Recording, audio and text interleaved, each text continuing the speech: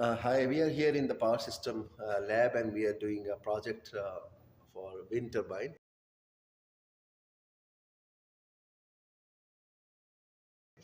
with DFIG, a doubly fed induction generator. And this wind project is here in the lab. We have the turbine here and the generator, and we connected this. Let me start from the beginning, from the grid. This is a power supply that comes here and it goes here into the generator, and these are the stator winding on the top. They are connected here with the grid, and here you can see the generator's stator, and then we have the rotor windings here. They are in the Y connection. That's why we just put this here, and now we can see these three top wires. These are for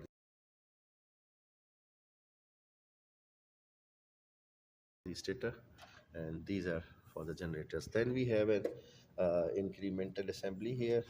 This is connected here with black one, and you can see it's connected here, right? And then we have to have this connection with our laptop. There we have the LabSoft and WinSim.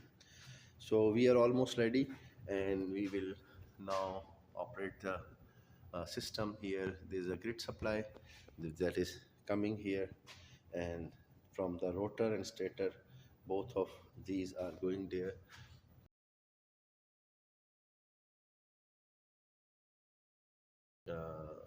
towards the grid. And now after this grid is here connected with the isolated transformer, and now you see it's here. So we still have to connect this transformer with the grid. So we will have to connect this transformer back to the grid. So in next video we are going to show the operation. So here is the lab. We are here in the power lab, and we are performing this project.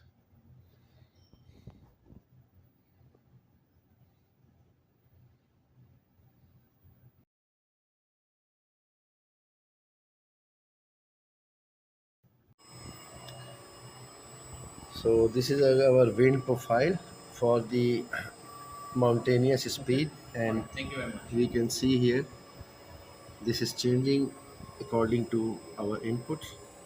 Here this is our input, and we can see here various changes. So these are very parameters. So starting from 7.2 to 7, and then going down to 5, and going up to 9, and then going down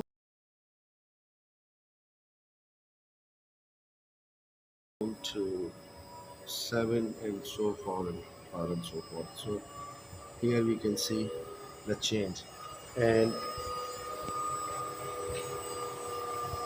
this is the generators, rotors running, and all connections I showed you in the previous video. This is these are the connections. So this is our like test 1, and the simulation is here, and we can see a change in the airspeed according to the data provided by us, and the changes in various parameters. Doing this,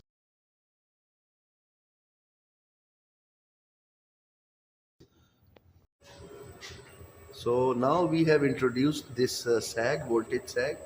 So we can see a voltage sag.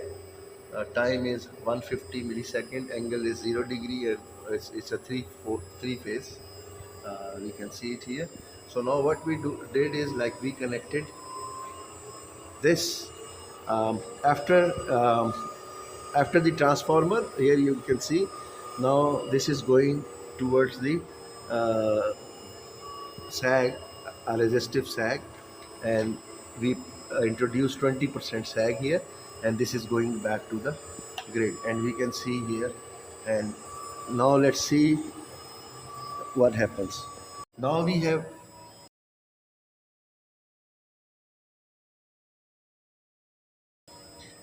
Now we have introduced a sag, 20% sag. We can see here, uh, we have introduced a sag here. These are our lines after the uh, isolation transformer, isolated transformer, and now we have introduced this 20% sag, and this is connected back to the grid. And let's visualize, because we have a previous video, we can compare the results with the previous video and this video, so we can see the change in parameters. So now we can see the changes in the airspeed according to our data for the mountains, and here we can see a difference. Now in next we will induce more sag, more than 20%. We will see 40%, and then we will make a video and we will check the difference. Sure, Adnan.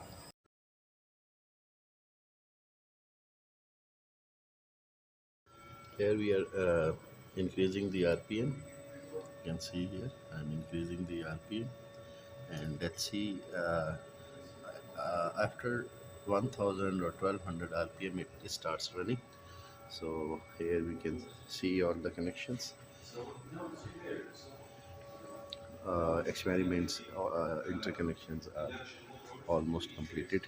So we are taking like a simulation.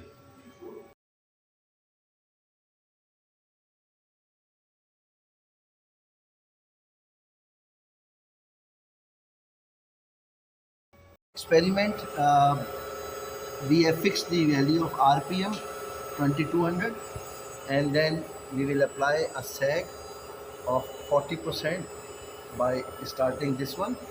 And here in the previous one we took the results for 200 RPM and 82% sag. So now we will change the MSC, and we have changed the RPM, or I think for the same MSC let's change the RPM only and keep the 82% MSC, and let's see the results.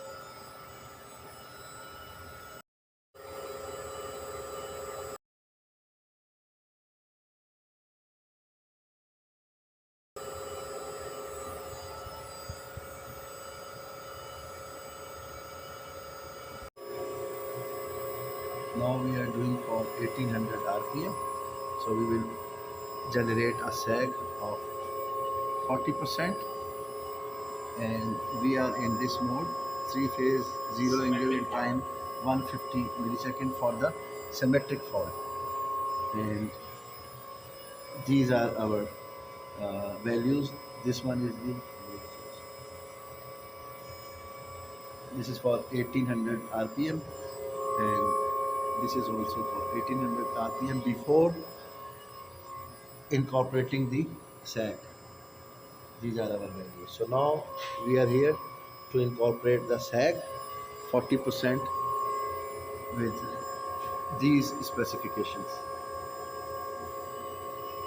So it will be like for few seconds, like 150 milliseconds, and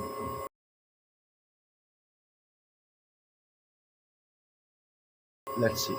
Okay, we are here now. We are doing for our 1600 RPM, and we will introduce a sag of 40% that we will do later for 150 millisecond, 0 angle and 3-phase. And once we will start recording here, so as soon as we are about to do the record for the for 4 different parameters, then we will press start. So when he will tell me that he is about to start the recording, then we will continue.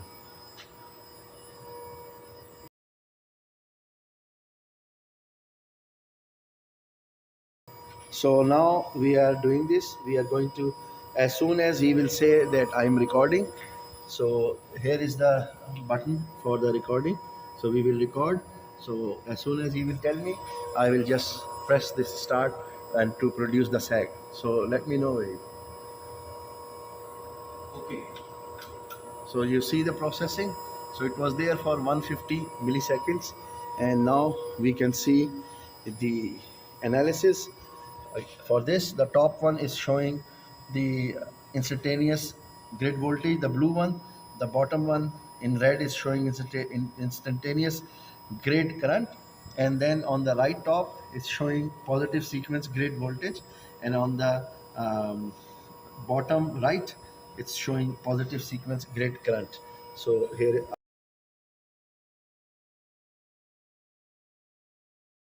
are our results.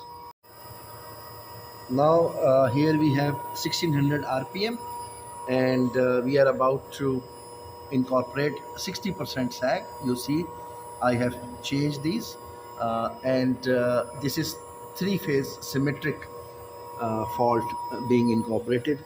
And here we will start the this with the recording button. Here you can see, and as soon as we will be able to start, so Waheeb will tell me and I will press the start button, and you will see it's processing a sag for 150 milliseconds.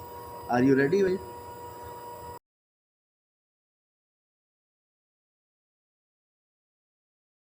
Yeah, let me know. Okay. So see, this processing is for 150 millisecond, and we can now see these results. We can visualize. This is the view for the all the five panels. Sorry, four panels. The first panel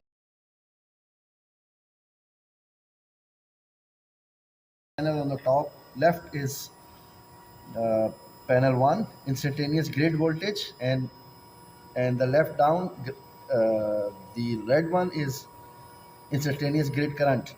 Then positive sequence grid voltage on the top, blue one, then the red positive sequence grid current. So we will submit these results. So this was for a symmetric fault.